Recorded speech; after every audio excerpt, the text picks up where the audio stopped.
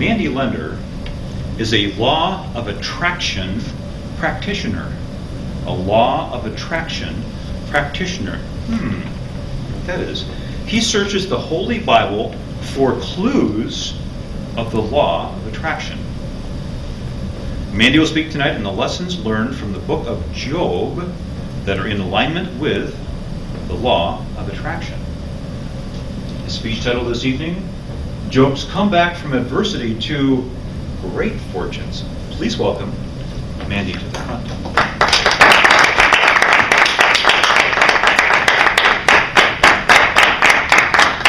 Welcome. Thank you, David. You're welcome.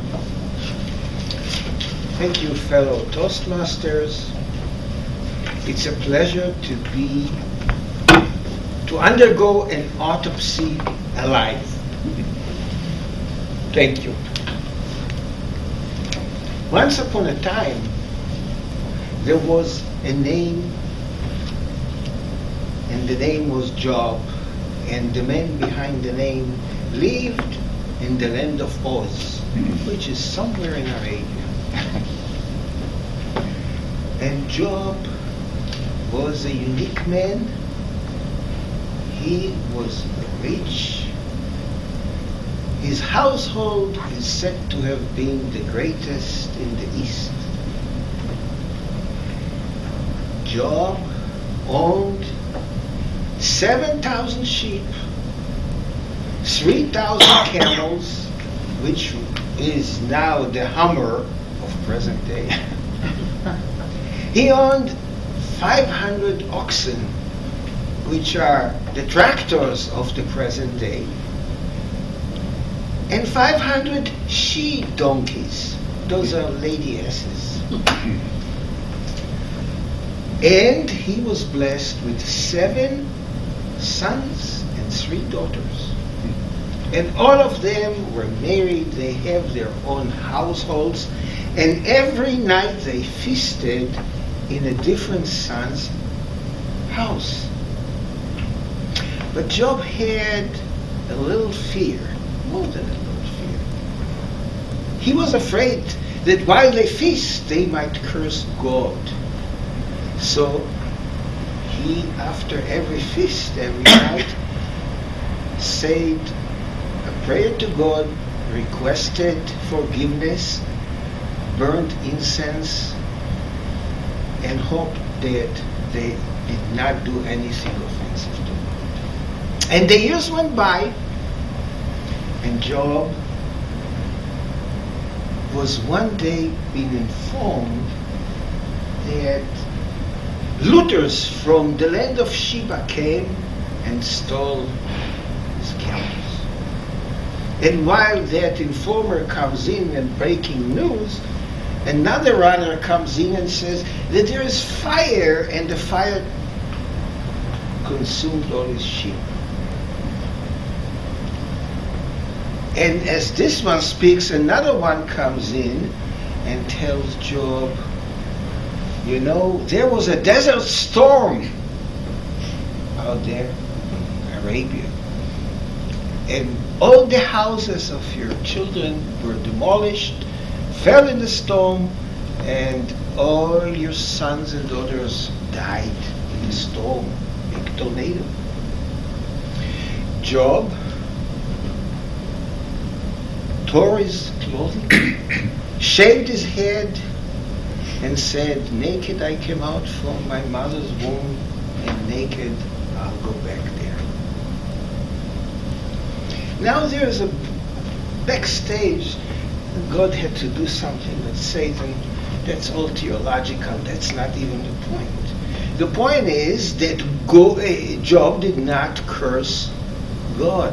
He did not say anything. He did not use God as a crutch to his troubles. He just said, that's the way it is.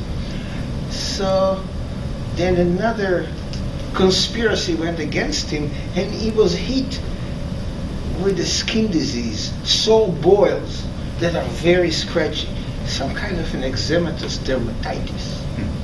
And he kept on scratching all day. And he was a miserable man. But Job did not complain against God. He did not blame God. He did not curse God. 3 wise men, friends of Job, heard and came from various places to sit with him, mourn with him, and to comfort him. And they talked. And while they were talking back and forth, 4 wise friends, Job said, "That which I feared most came upon me, and that which I am afraid of came unto me." Quote unquote. Lo and behold, what Job just admitted, that the law of attraction is in action. Whatever he feared, all the adversities and whatever, the law of attraction just operated and brought on him. He attracted to him all those things. That which I feared most came upon me. Our fears come to us because we infallibly attract them. And the discussion went on, and then Eliphaz from Teman, which is Yemen in Hebrew, said something very interesting. They started to think, those wise men. He said something interesting. He said, "Thou shalt decree a thing, and it shall be established to you. And your ways shall shine."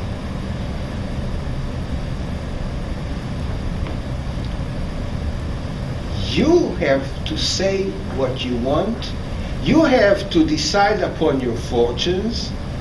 And whatever fortune you decide to have, that will come back to you, because in your mind, it is the law of attraction that always operates. It is the law of attraction, my friend Toastmasters, that brought you here. Whatever attracted you, I don't know what's in your mind, but you know when you're here. Things started to roll, and something very interesting happened. God had a change of mind, allegedly, as the story goes, and took a different tack, a different action. Now listen carefully to God's word. The Lord turned the captivity of Job when he prayed for his friends. Also the Lord gave Job twice as much as he had before. The Lord blessed the latter day of Job more than his beginning. What did Job do while they were thinking? Everybody had a different insight during the discussion. That Eliphaz says, you have to decree what you want and it will happen to you. What did Job do? He prayed for his friends.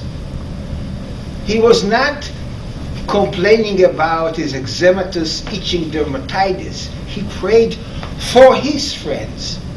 What happens to you when you pray an intercessory prayer for somebody? It works.